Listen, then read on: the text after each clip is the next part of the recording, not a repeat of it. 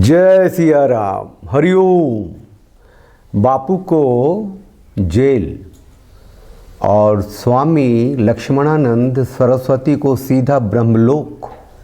ये हिंदू संस्कृति से जुड़े, हिंदू धर्म, हिंदू परंपरा से जुड़े साधु संत के साथ क्या हुआ, उस षड्यंत्र को समझिए और ये वीडियो में अंत तक जुड़े रहिए।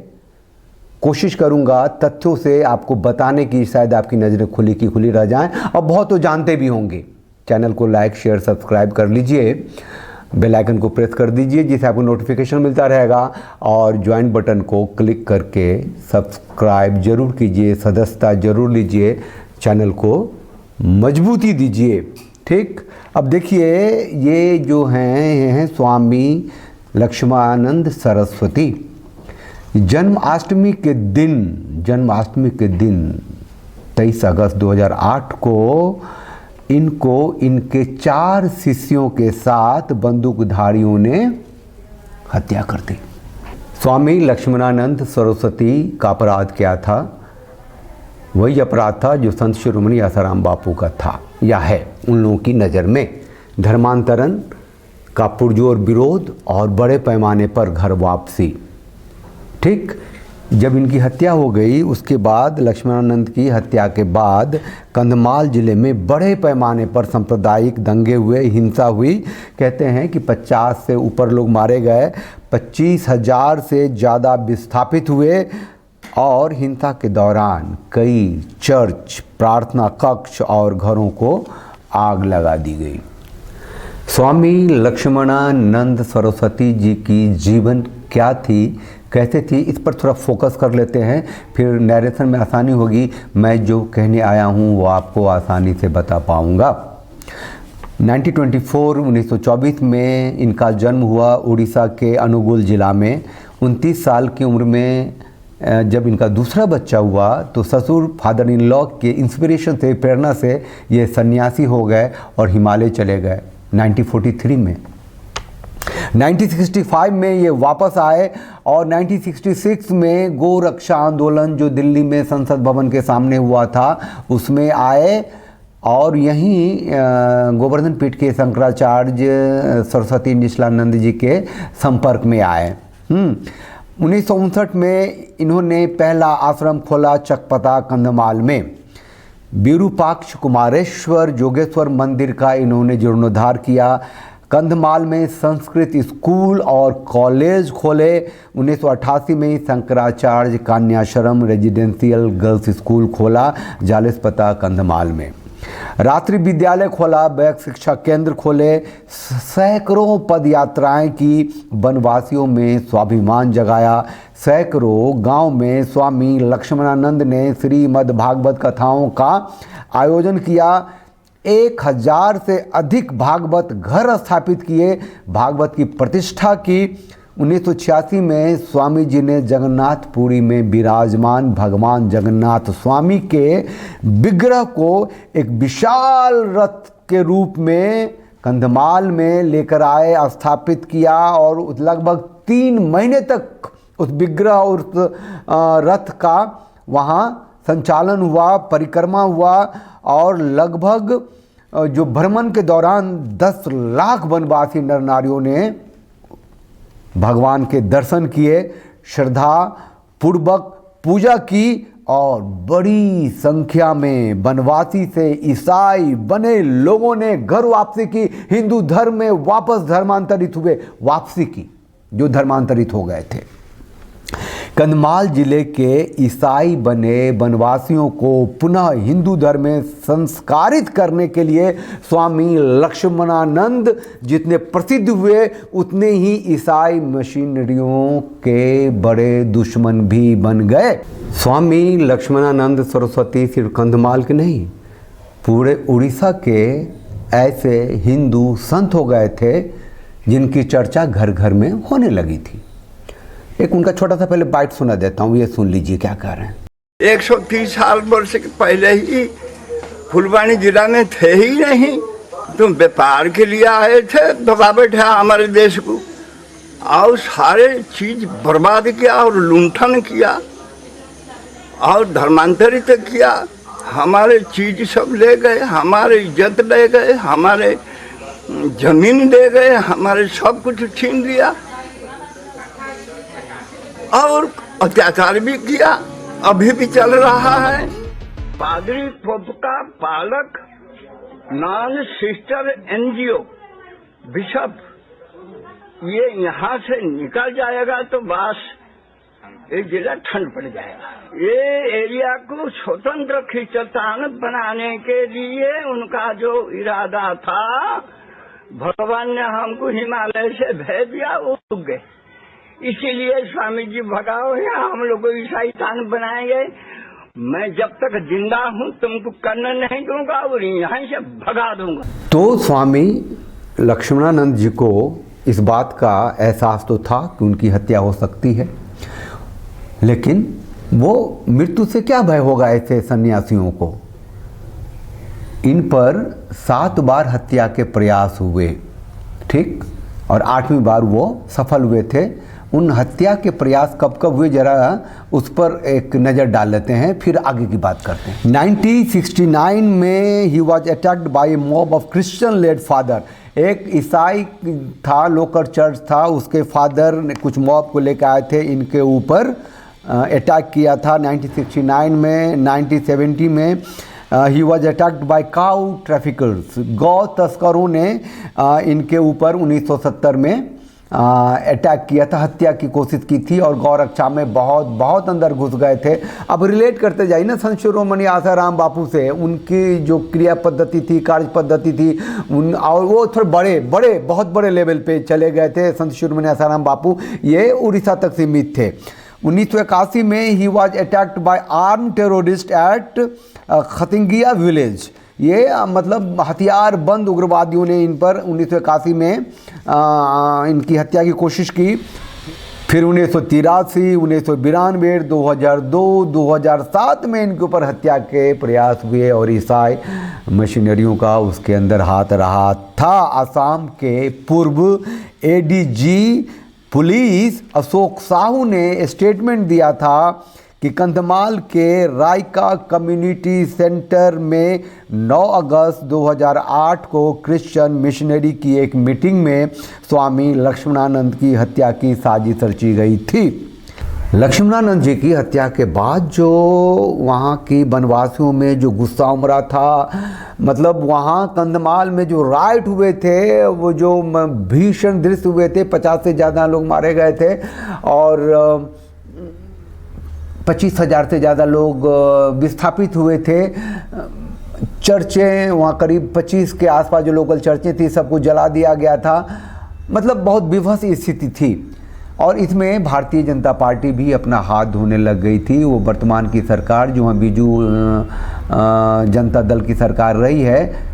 जरा सा राजनीतिक परिदृश्य भी देख लेते हैं, फिर हम समझ पाएंगे बापू के विरोध में जो षड्यंत्र रचा गया और ये जो स्वामी लक्ष्मणानंद सरस्वती के साथ जो हुआ उसमें आपको तारतम्य दिखता चलेगा।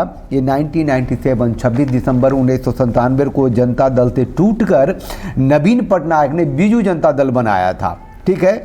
अब देखिए 1998 के जनरल इलेक्शन में, है ना, जब 13 दिन की सरकार भारतीय जनता पार्टी की थी, अटल बिहारी वाजपेयी की थी और गिर गई थी, इसमें इनको उड़ीसा में 21 लोकसभा की सीटें, उसमें 9 सीट मिले थे, ठीक है।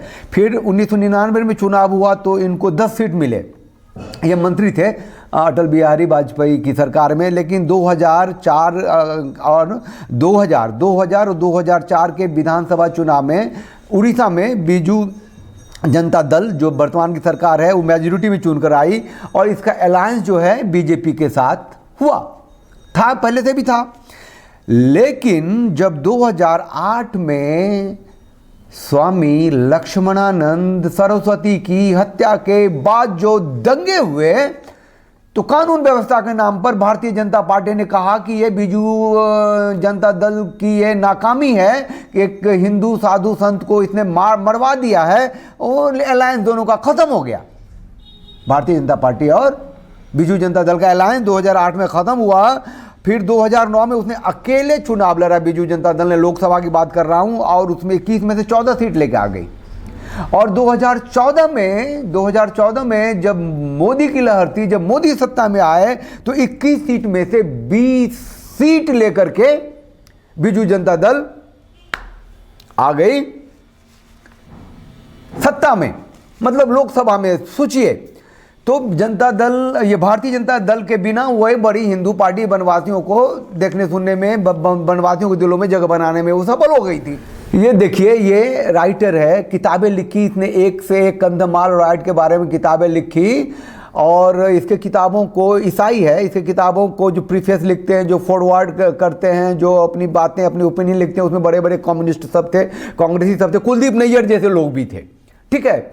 इसने इसका जो आइडियल, इसका जो पॉइंट ऑफ व्यू था वो तो बहुत ही एकदम, इसने कहा था कि इसकी किताब में इसने अपने तरीके से ये साबित किया कि भारतीय जनता पार्टी और संघ के लोगों ने स्वामी लक्ष्मणानंद सरस्वती की हत्या कराई और ये दंगे करवाए, और दंगे के बाद जो उन्होंने पूरा षड्यंत्र के तहत ये सब कुछ किया, उस सत्ता पर काबिज होने के लिए, जगह बनाने के लिए सब कुछ उसने ऐसा किया। भारतीय जनता पार्टी कहती है कि ये ईसाई मिशनरियों का है, ईसाई मिशनरी ने किया, ये हम भी मानते हैं, दुनिया भी मानती है, और चूंकि वो धर्मांतरण बहुत ही टॉप पे था तो उसके प्रति गुस्सा जाहिर था, हिंदू संत की हत्या हो गई थी। और इस बीच में इसने जो वहाँ की बीजू जनता दल के जो नवीन पटनायक हैं, उन्होंने क्या किया, कमीशन न्यायमूर्ति शरद चंद्र महापात्रा की अध्यक्षता में न्यायिक आयोग नियुक्त कर दिया, और इस आयोग ने 28 पन्नों की रिपोर्ट दी, और मोटे तौर पे इसे पब्लिक नहीं किया। पहली बात, मोटे तौर से जो आउटलुक आया ये कि ईसाई धर्मांतरण बड़ा जोरों पे था और हत्या हुई थी, इसके एंगर में वो हुआ था दंगा। शरदचंद्र महापात्रा की मृत्यु के बाद पटनायक सरकार ने एएस नायडू आयोग बनाया, जो 2015 में 1000 पन्नों का रिपोर्ट दिया, और दोनों ही रिपोर्ट आज तक सार्वजनिक नहीं हुआ। अब भारतीय जनता पार्टी चीखती है, चिल्लाती है कि हम हिंदू पार्टी हैं। अरे भैया, तुम्हें अगर किसी आयोग की रिपोर्ट को सार्वजनिक नहीं करना था तो तुमने ये बनाया ही क्यों? अब अभी वर्तमान में 2024 में जब चुनाव होने वाले हैं तो Bharatiya Janata Party intended to have a alliance with Biju Janata Dal. तो अब उन्होंने, ये राजनीतिक बात है, उन्होंने अपने कैंडिडेट को घोषणा शुरू कर दी। अभी तक कोई ऐसा अलायंस अब मेरे सामने नहीं दिखा है। अब मुद्दे की बात यह है कि स्वामी सरस्वती लक्ष्मणानंद ने मोटे तौर पे जो किया वो बहुत बड़े पैमाने पर संत शिरोमणि आसाराम बापू ने किया था। सरस्वती, ये जो स्वामी लक्ष्मणानंद सरस्वती के ऊपर जो अटैक हुए, एक के बाद एक 7 अटैक हुए, उनको एक सुरक्षा मिली, वो कोर्ट में भी गए, ज़्यादा सुरक्षा की भी मांग की, फिर भी उनकी हत्या हो गई। अब मैं कहता हूं कि संत शिरोमणि आसाराम बापू के केस में क्या अचानक से वो लड़की आई, उठ के खड़ी हो गई और आरोप लगा दिया और वो जेल चले गए? क्या इससे पहले भी इनके ऊपर आरोप लगे? मतलब भयंकर भयंकर आरोप लगे। नर कंकाल को जमीन में दाबने का आरोप लगा। उस समय ये लोग सतर्क क्यों नहीं हो गए? साजिश की बात क्यों नहीं करी? कोर्ट में क्यों नहीं गए कि ये साजिश हो रही है और बहुत ही गहराई से हो रही है? और वो भी वहाँ के जो सरस्वती स्वामी लक्ष्मणानंद सरस्वती के जो शिष्य थे, जो उनके साधक थे, जो उनके फॉलोअर थे, उन्होंने भी उनको तो अपना सब कुछ मान लिया, पूज्य मान लिया, देवता मान लिए, और वो जो कर रहे थे जन जागरण चेतना, उसमें रम गए। किसी को ये लगता ही नहीं था उनके गुरु की हत्या भी हो सकती है। शायद यहाँ भी संत शिरोमणि आसाराम बापू के साधकों को लग रहा होगा कि बापू का क्या होगा, ये तो ब्रह्मज्ञानी है। तो देख लिया क्या हुआ, सतर्क नहीं थे, न वहाँ सतर्क थे, न यहाँ सतर्क थे। वहाँ हत्या हो गई तो अब वो राजनीतिक चाल चल गई। अब ये जो बीजू जनता दल है उसने कमीशन बैठाने शुरू कर दिए। अब उसके मंत्री संतरी 2008 के बाद से 2024 तक हर साल कहीं ना कहीं जाते हैं, उनकी बलिदान दिवस पे मत्था टेकते हैं, पूजा करते हैं, अपनी श्रद्धा दिखाते हैं, अपने को हिंदू बनाने की कोशिश करते हैं। अदालत में क्या हुआ, स्वामी लक्ष्मणानंद सरस्वती की इनके 4 शिष्यों के साथ हत्या हो गई और कई गिरफ्तार हुए। सब के सब वनवासी कन्वर्टेड ईसाई थे भाई। देखिए, कंधमाल की एक अदालत ने लक्ष्मणानंद और उनके शिष्यों की हत्या के लिए आंध्र प्रदेश से एक माओवादी नेता सहित 8 लोगों को सजा सुनाई। 2019 में उनकी सजा 10 साल की हो गई और उन्हें सुप्रीम कोर्ट से जमानत मिल गई। लो ऐस करो। कंधमाल दंगों के पीछे धर्म परिवर्तन और आदिवासियों के अधिकारों का उल्लंघन था, ऐसा लिखा गया, ऐसा जाना गया, ऐसा लोग समझते हैं। 84 साल के स्वामी लक्ष्मणानंद सरस्वती की हत्या के पीछे ईसाई मिशनरियों की जो बेचैनी थी वो शीर्ष पे थी और उन्होंने ऐसा कर दिया।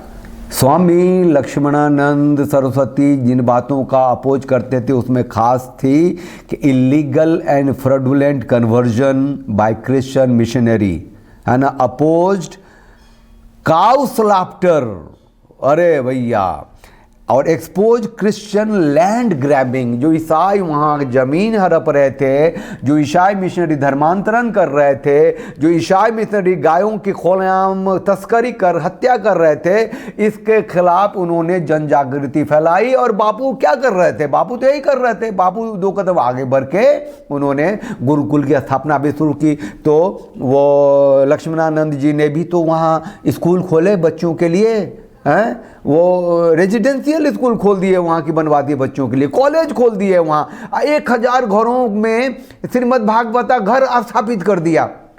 अरे रे रे, ऐसे संत की हत्या और भारत में हुई, ऐसे संत का 2-2 लाइफ टाइम जेल भारत में है। और बताइए, अभी 6 साल 11 साल 2 बच्चों को जावेद और साजिद नाम के ने गला काट दिया, इनकाउंटर में पुलिस से मारा गया। और उसकी जनाजे में जब वो उसको ले जा रहे थे कब्रिस्तान तो 30,000 लोग थे भाई। ये है उनका मजहब कि रमजान के महीने में हिंदुओं के बच्चे का गला काटा और उसके जनाजे में 30,000 लोग थे, और यहां हत्या हो जाती है साधुओं की, संतों की, गुरुओं की, 2-2 लाइफ टाइम जेल में घुसा दिया जाता है और मंत्र जाप करते हैं। ये फर्क है, ये बताने के लिए आया हूं। लक्ष्मणानंद सरस्वती के साथ जिस मिशनरी ने साजिश की, जिस भारतीय जनता पार्टी ने उस साजिश को भुनाने की जरूरत की, सत्ता में आने के लिए जिस बीजू दल पटनायक की पार्टी ने, नवीन पटनायक ने 2-2 कमीशन बैठाए, आज तक उसको जग जाहिर नहीं किया, तो वो देश हिंदू सनातनी सत्ता का कैसे है, कैसे मानते हैं? वही संत शिरोमणि आसाराम बापू के केस में कांग्रेस मिशनरियों ने, सोनिया गांधी ने और फिर मोदी ने, दिखता है जब इतने बड़े मगरमच्छ ऊपर हैं जो हिंदू के विरोध में है और हिंदू खामों से सोया हुआ है, सेकुलर है, कहता है कि अपने को बड़ी आबादी वाला मानता है, जनसंख्या में हम ज़्यादा हैं, हमारा धर्म है, हम मानते हैं, उसको क्या कोई कर लेगा? गर्दन काट देगा, जमीन ले लेगा। जिनोसाइड हो रहा है हिंदू संतों का, जिनोसाइड हो रहा है हिंदू पुरुषों का, हिंदू स्त्रियों का, जिनोसाइड हो रहा है हिंदू जनमानस का। उसके 9 फेज हैं और सबसे खतरनाक फेज ये है कि जब जिनोसाइड हो उसे मानो नहीं। जब आपके गुरु की हत्या हो उसको अपराध मान लो, जब आपके गुरु जेल में हो तो उसको साजिश मान लो और कुछ करो नहीं। जो करेगा कानून करेगा। कानून क्या करेगा? अब उसने हत्या करी ना, अभी बताया ना, गला काटे ना, 6 साल 12 साल के बच्चों के 30,000 उसके मुसलमान आए थे, उसको तो जस्टिफाई कर रहे थे ना उसके जनाजे में आके। चैनल को लाइक कीजिए, शेयर कीजिए, सब्सक्राइब कीजिए। मान के चलिए कि स्वामी लक्ष्मणानंद सरस्वती की हत्या हिंदू संस्कृति की हत्या है, उन सभी वनवासियों की हत्या है जो धर्मांतरित हुए थे और वापसी घर वापसी की थी। संत शिरोमणि आसाराम बापू का जेल जाना, बंदी होना है हिंदू संस्कृति का, हिंदू परंपरा का। मानिएगा तो आपकी सोच उस दिशा में काम करेगी जहां आप उठ के खड़े होंगे और फिर शायद चेतना जगे। हिंदू संस्कृति के जो संत हैं उनकी सुरक्षा हो और हिंदू तंत्र जो है उसकी व्यवस्था बने। ज्वाइन बटन क्लिक करके अगर आप मेंबरशिप लेते हैं तो चैनल को मजबूत करते हैं। जय सिया राम, हरिओम।